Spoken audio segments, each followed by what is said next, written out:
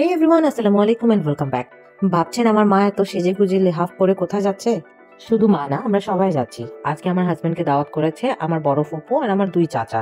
তো আমরা সবার বাসায় একবার একবার করে খেতে চাচ্ছিলাম না, এত সময় কাটাতে পারতাম না, কারণ আমার বাচ্চাটাও অসুস্থ আর মাও অসুস্থ। তো এর জন্য আমরা একই দিনে তিনো বাসায় আমরা ঘুরে যাব। একজনের বাসায় আমরা খাওয়া দাওয়া করবো, আর একজনের বাসায় আমরা চা নাস্তা করব। এরকম করে সবার সাথে হাজবেন্ডের দেখা করিয়ে নিয়ে যাব আমি। আমরা বাসা থেকে প্ল্যান করেছিলাম আমরা সকাল সকাল বের হব, ওখানে সকাল সকাল পৌঁছাবো, তারপর সবার বাসায় ঘুরে ঘুরে দেখা করব। বাট আমরা বাসা থেকে বের হতে অনেক লেট হয়ে গিয়েছে, আর আমরা ওখানে যেয়ে পৌঁছিয়েছি অ্যারাউন্ড 1-1:30টার সময়। সবার আগে আমরা চলে গেলাম আমার বড় ফুপুর বাসায়। বড় ফুপুর বাসায় আমার ভাইয়া, ভাবি, ভাতিজা, ভাতিজি, আর তার সাথে আমার ফুফাতো বোনও এসেছিল, আমাদের সবার বড় বোন। উনিও এসেছিলেন ওনার পুত্রবধূ নিয়ে আর নাতনিকে নিয়ে। তো আমি নাতনির সাথেও দেখা করলাম, কারণ নাতনি যখন হয়েছে তখন তো আমি দেশে ছিলাম না। তো আমি আজকে প্রথম নাতনিকে দেখলাম। তো একে একে সবার সাথে হাজবেন্ডের পরিচয় করিয়ে দিলাম যে কার সাথে কি সম্পর্ক, কে কি হয়। আমার হাজবেন্ডের সাথে আমার ভাইয়ের নাম হচ্ছে নাজিম।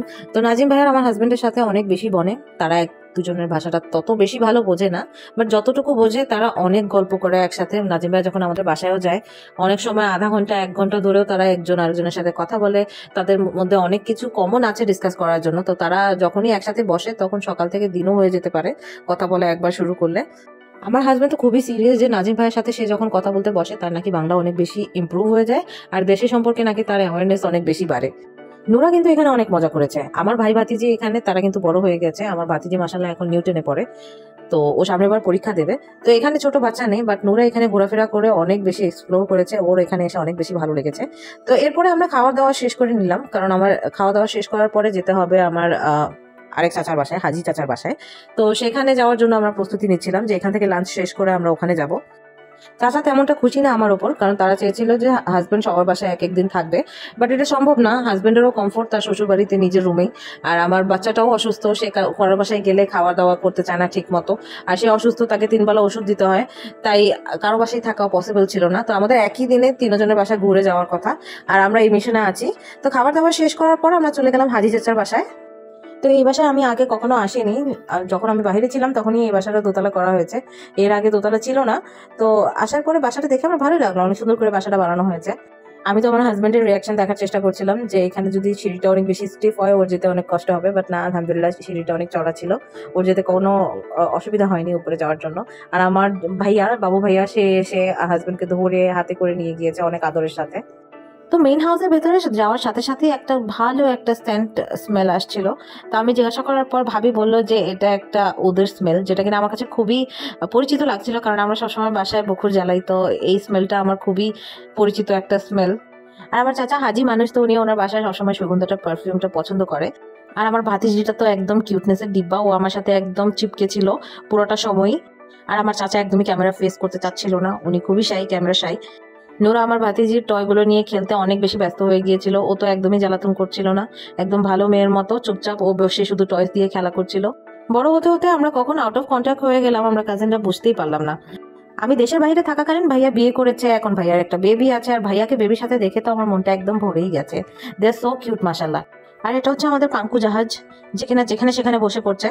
আর এই পুরো ভিডিওতে এখন মাত্র আপনারা বাবাকে দেখতে পারবেন, কারণ বাবা এই পুরো ভিডিওতে ছিলই না, কারণ তিনি সকাল থেকে উপস্থিতই ছিল না, তিনি আমাদের সাথে আসেনি। আজকে তার অনেক ব্যস্ততার মধ্যে দিন গেছে, এই মাত্র সে এসে পৌঁছালো, এখন বেলা 5টা বাজছে। তো এই মাত্র বাবা আমাদের সাথে যোগ দিল। হাজি চাচার বাসা থেকে এখন আমরা বিদায় নেব, কারণ শর্টকাটে আমরা সবার সাথে দেখা করব। এখান থেকে আমরা যাব এখন আমার আরেক চাচার বাসায়। এই চাচা হচ্ছে হাজি চাচার বড়। তো আমার এই দুই চাচার বাসা একদম কাছাকাছি, দুই চাচার বাসার মধ্যে 5 মিনিটের দূরত্ব। আর বড় ফুপুর বাসাও একদম কাছেই, তিনজনের বাসার মধ্যে মাত্র 15 মিনিটের ডিস্টেন্স, একসাথেই তাদের বাসা। ছোটবেলায় এখানে আমাদের অনেক আশা পড়তো, আর আমার তো ছোটবেলার এখানকার স্মৃতি একদম সবই মনে আছে। এই রাস্তাগুলোও আমার অনেক চেনা। আমার এই চাচার বাসার নিচেই 2টা মুদির দোকান আছে, আর আমার নুরা তো মুদির দোকান দেখে একদম খুশি হয়ে গেছে, ও ওখান থেকে বেলুন আর চকলেটও নিল। এই বাসা থেকে আমি আমার 2 কাজিন সিস্টারের বিয়ে দেখেছি, তো এখানের স্মৃতিগুলো অনেক বেশি প্রমিনেন্ট আমার মাইন্ডে। আমি যে বোনেদের বিয়ের স্মৃতির কথা বলছি, ওই বোনেদের মধ্যে সবার বড় বোন যে হ্যাপি আপা, ওনার বিয়ে তো অনেক আগে হয়ে গিয়েছে। এখন হ্যাপি আপার মেয়েরও বিয়ে হয়ে গিয়েছে আলহামদুলিল্লাহ। তো এটা অনেক আগের কথা, যখন একদম আমরা ছোট ছোট ছিলাম। তারপরে এই বাসা থেকে যখন মুক্তি আপার বিয়ে হয়, সেই বিয়ের স্মৃতিটা তো আমার মাথায় বেশি ক্লিয়ার, কারণ তখন আমরা একটু বড়ও ছিলাম। আর তারপর রয়ে যায় রকিবুল। রকিবুল তো এই দুজনের ছোট। রকিবুলের বিয়ে আমি দেখতেই পারিনি, ও নিজেই ছোট, আমি ভাবতেই পারিনি যে ও বিয়ে করবে এত তাড়াতাড়ি। তারপর ও বিয়ে করেছে, এখন মাসাল্লাহ ওর একটা বেবিও হয়েছে, একটা গার্ল বেবি হয়েছে। তো আজকে এই উসিলায়, এখানে আসার উসিলায় আমি বাচ্চাকেও দেখতে পারবো ওদের। আর এই ভাতিজি আমার একদম তার দাদার সাথে চিপকে ছিল, ও কারো কোলে যেতে চাচ্ছিল না, কান্নাকাটি করছিল। এখানে কিছুক্ষণ সময় দেওয়ার পর আমরা চাচা চাচির কাছ থেকে বিদায় নিয়ে নিলাম। রাস্তায় যেতে যেতে আমি আমার উকিল বোনের সাথেও দেখা করে নিলাম এখানে।